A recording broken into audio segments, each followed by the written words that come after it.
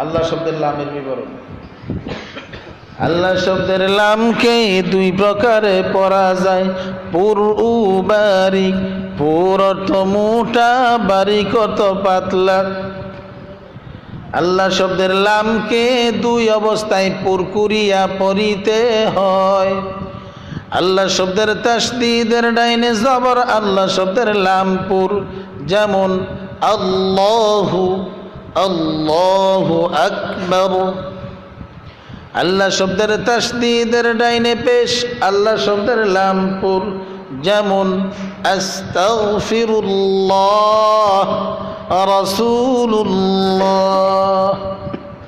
আল্লাহ শব্দের লামকে এক অবস্থায় বারিক করিয়া পড়িতে হয়।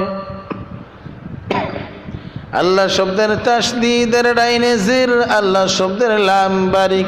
যেমন লিল্লাহি, বিসমিল্লাহি। বিশেষ দ্রষ্টব্য, আল্লাহ শব্দের লাম সারা যত লাম আছে সব লাম বারিক করিয়া পড়িতে হয়। যেমন কাল্লা, বাল্লা, সাল্লা, জাল্লা, ইল্লা।